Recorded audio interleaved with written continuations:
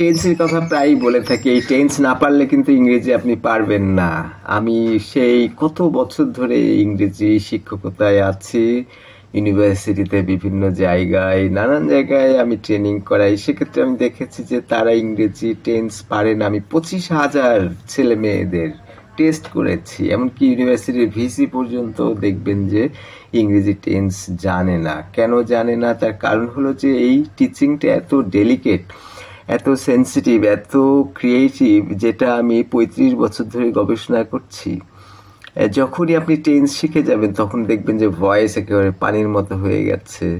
তখন দেখবেন যে আপনি ন্যারেশন এমনি পেরে যাচ্ছেন, একটু টোকা দিলেই পারছেন। আর যখন আপনি লিখবেন তখন নির্ভুল ইংলিশ হবে, যখন আপনি বলবেন তখন নির্ভুল ইংলিশ হবে। তার সাথে সাথে কয়েকটা জিনিস শিখলে পারফেক্ট হবে। সেটা হলো যে কি বলে, আপনি যদি আর্টিকেল সিস্টেমটা ঠিক শিখে নেন, প্রিপোজিশন শিখে নেন, আর কোথায় সিঙ্গুলার হবে কোথায় প্লুরাল হবে, যে নাম্বার যেটাকে বলে, তাহলে আপনি দেখবেন যে কোথাও ভুল করছেন না। তার মানে আপনি আর্টিকেল শিখবেন, প্রিপোজিশন শিখবেন, সিঙ্গুলার প্লুরাল কোথায় হবে সেটা শিখবেন, আর টেন্স শিখবেন। আর টেন্স কিন্তু অন্য কোথাও আপনি পারবেন না। আমি অনেকবার চ্যালেঞ্জ করেছি, শিক্ষককে হতে হবে 3টা বৈশিষ্ট্যের অধিকারী। একটা হলো রিসার্চার হতে হবে, ভোরাইশাস রিডার হতে হবে, আর ফিলসফার হতে পারে। ফিলসফার এক্সপেক্ট করাটা কঠিন, শিক্ষকরা ফিলসফার হবে না, খুব ডিফিকাল্ট। সেটা আপনি না হলে বাদই দিলেন, কিন্তু তাকে অনেক পড়াশোনা করতে হবে, অনেক গবেষণা করতে হবে।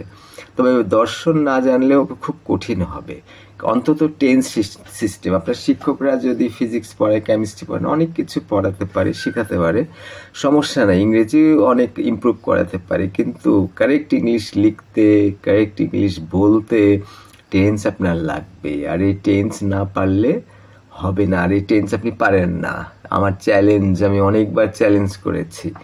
কারণ হলো যে আমি এটা 30-35 বছর ধরে গবেষণা করছি, আমি দর্শন চর্চা করি, আমি দীর্ঘদিন ধরে শিক্ষকতার সাথে জড়িত, তার সাথে আমি পড়াশোনায় আগ্রহী, আমি অনেক ব্যাপারে কাজ করি। সেজন্য আমি বারবারই সতর্ক করে দিচ্ছি যে ভুল বুঝবেন না, কাউকে অপমান আমি করতে চাচ্ছি না। যে কোনো শিক্ষক যে কোনো কিছু আপনাকে শেখাতে পারবে, কিন্তু টেন্স পারবে না। আর টেন্স না পারলে আপনি খুবই নিমিষে আপনি কিন্তু ভয়েস শিখে ফেলবেন, ন্যারেশন শিখে ফেলবেন। আমি 6টা টেন্স প্রথমেই অল্প সময়ে শিখিয়ে দিই। কনসেপশন হচ্ছে কন্টিনিউয়াস টেন্স নাকি নন কন্টিনিউয়াস। যখন আপনি কন্টিনিউয়াস টেন্সের মধ্যে ইংরেজি ব্যবহার করবেন, তখন 6টা কন্টিনিউয়াস টেন্সের একই রকম, শুধু অক্সিলারি ভার্ব চেঞ্জ করতে হয়। এই সামান্য একটু জানলেই কিন্তু টেন্স আপনি শিখে যাবেন।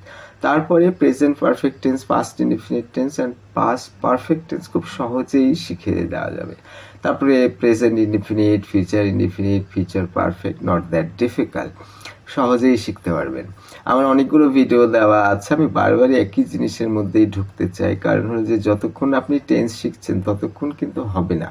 আপনি যদি আমেরিকা, ইংল্যান্ড, ইংলিশ স্পিকিং পিপলদের সাথে চলেন বা সে দেশে যান, আমার সাথে ইংরেজি প্র্যাকটিস করেন বা আরও কিছু টিচারের সাথে প্র্যাকটিস করেন, আপনি হয়তো টেন্স না জানলেও হবে। আপনি যদি ইংলিশ মিডিয়াম স্কুলে অনেক সময় ধরে পড়ছেন, আপনি এমনিতেই পেরে যাবেন।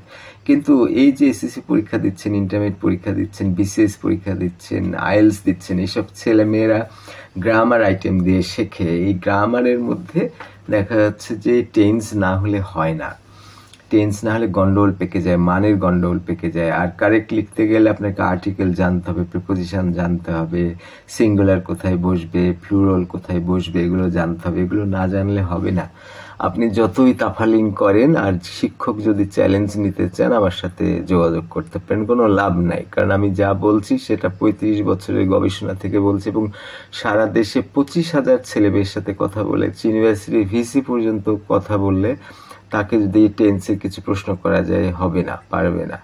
এই জিনিসটা একটু ভিন্ন, কাঁথা সেলাই করার মতো। আপনি 4 কিলোমিটার সুতা নিয়ে যদি আপনি কাঁথা সেলাই করতে যান, তাহলে দেখা যাবে যে কোথায় গিরাতে আটকে যাবে, প্যাচ লেগে যাবে।